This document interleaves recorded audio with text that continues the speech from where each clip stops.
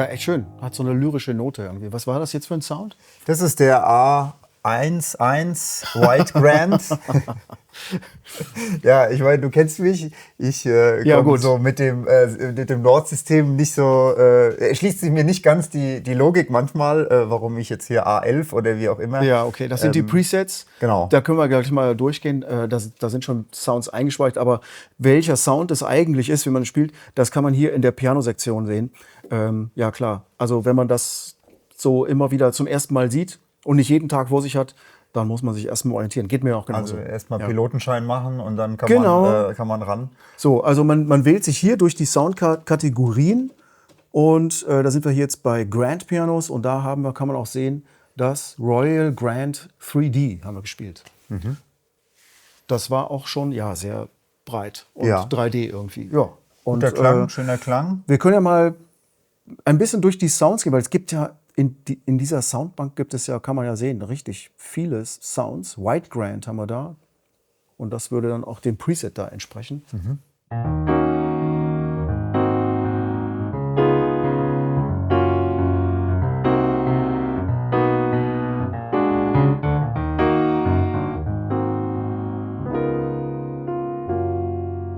Klingt ganz offen. Irgendwie. Genau, ja. Also gibt es schöne Unterschiede. So, White Grand, dann haben wir, was ist das? Soft Grand. Wow.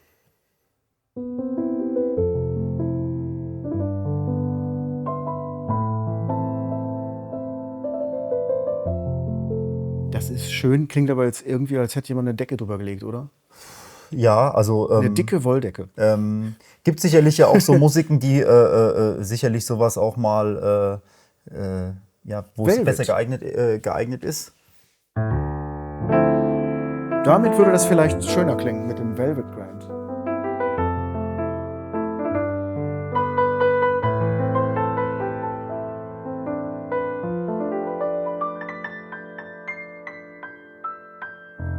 Ja klar. Also man findet ja irgendwie dann doch ganz schön Grand Imperial. Mhm.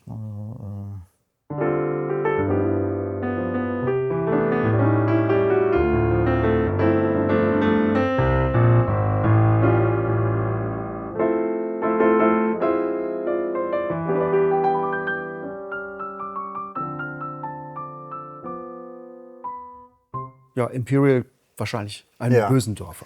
Was ich ganz schön fand, war, hier hatten ja auch dann so natürlich so zahlreiche Presets und hier gab es dann auch eins, wo ich natürlich dann direkt drauf gestoßen bin und das war dann der Keith in Köln. Der Keith Jarrett, das soll dann dem großen Köln-Konzert nachempfunden sein.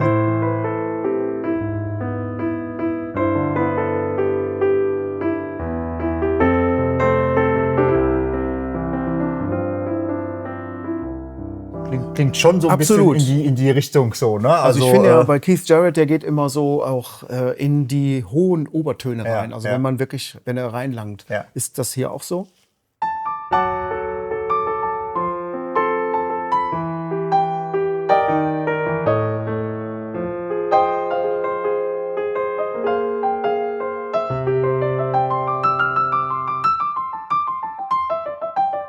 Total brillant, perkussiv. Ist schon so, kommt schon so dem hin. Ja. Also sowas finde ich immer ganz nett, wenn so Anleihen sind an irgendwie bekannte Sounds oder Konzerte oder so, wo man dann auch sich dann vielleicht ja dann auch so ein bisschen dann damit dann an dieser Musik versucht irgendwie. Ja.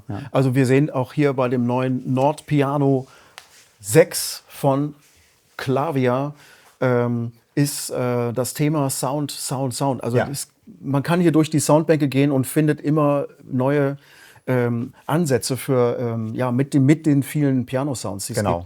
Das ist ja das Tolle an dieser Nord Library, Piano Library, dass man dort die ganzen Sounds auch sich laden kann von der Website.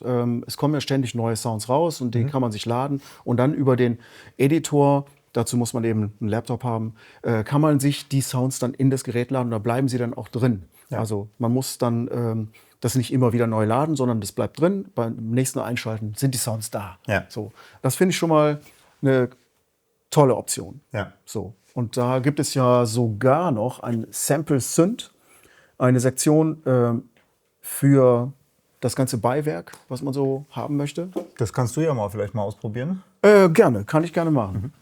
Ja, also bevor ich damit loslege, es gibt natürlich auch Neuerungen an diesem Nord Piano 6. Darum kümmern wir uns auch. Das ist einmal die Layer-Funktion, das hat sich geändert und auch die ganze Effektstruktur. Also die Architektur in dem Gerät hat sich geändert. Und das gucken wir uns gleich nochmal an. Aber jetzt schauen wir uns doch mal den Sample-Synth an. Und dann machen wir mal hier, auch vielleicht können wir gleich Layer-Sounds probieren. Da haben wir gleich den Klassiker, da sind die, habe ich schon gesehen, die Spitfire Strings dahinter.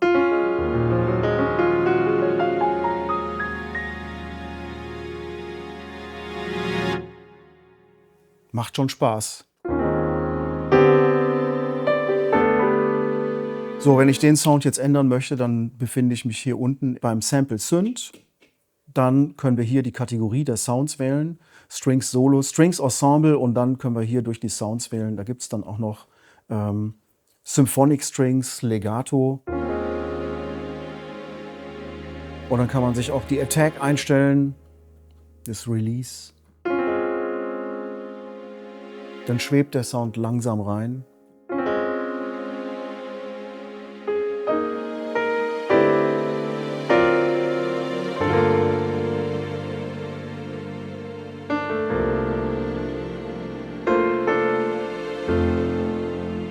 Also klingt schon fein, ne? Muss man schon ganz klar sagen. Diese Layer-Sounds sind geil. Also ich finde auch, man kann tatsächlich, ich kann ja das hier mal rausdrehen und wir hören uns einfach nur die Strings an.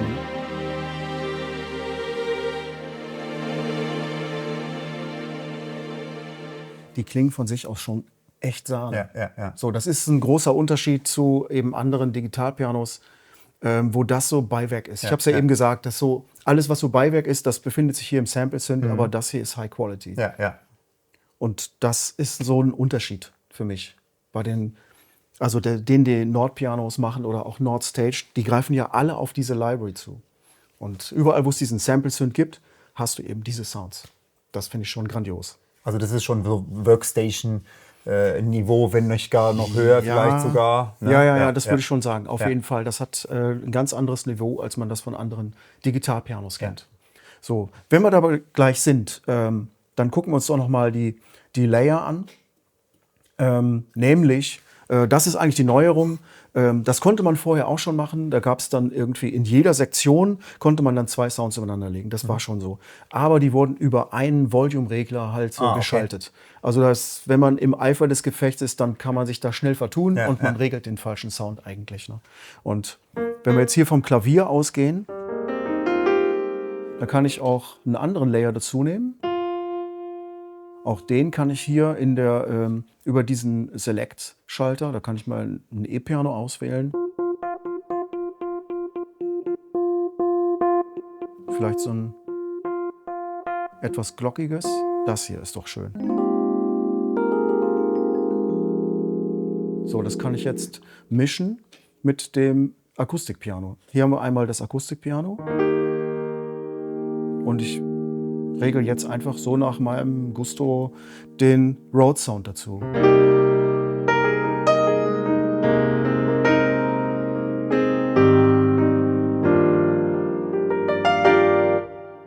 Cool. Solche Sounds brauchen nur Effekte und dann kommen wir auch gleich zu der neuen Effektsektion. Du kannst jetzt für jeden einzelnen Layer hast du eigene Effekte.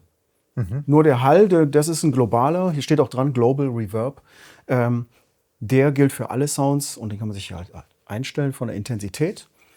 Und ansonsten aber hast du hier Modulationseffekte, 2 Sektionen, du hast hier einen Equalizer, Delay und so weiter.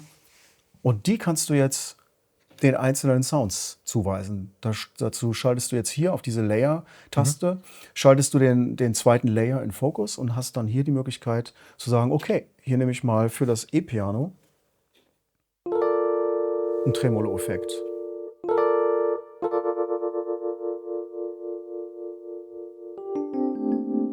Also ganz klassisch, vielleicht ein bisschen Stereo.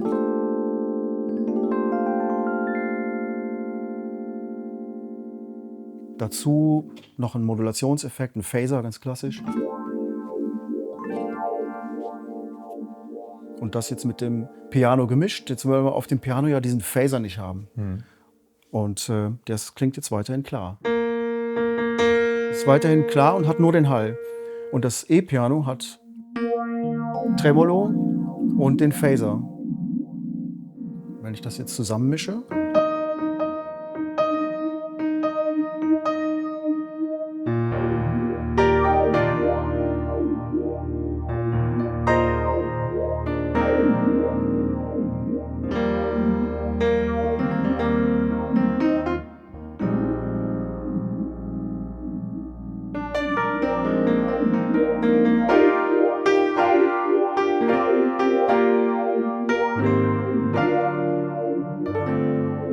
Klingt super geil, finde ich. Ja, sehr geil. Super schön.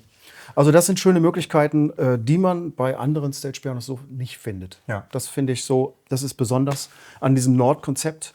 Und dann machen auch diese vielen Regler alle Sinn. Ja, ja. Und Ja, da kann man eigentlich fast schon zum Fazit kommen, oder? ja, absolut. Also so einfach wie es ist. Ja.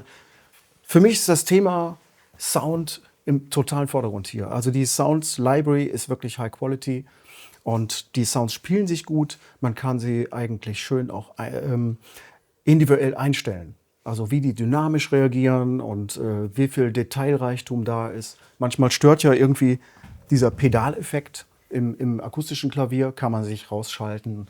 Die Saitenresonanzen stören mal, kann man rausmachen. Das ist eine gute Sache.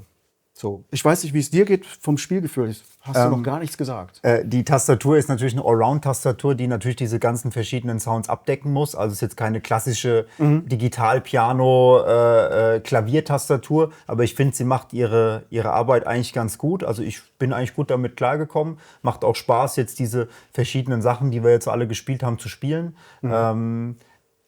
Letzten Endes ist es immer eine Preisfrage bei Nord. Es ist wahnsinnig teuer.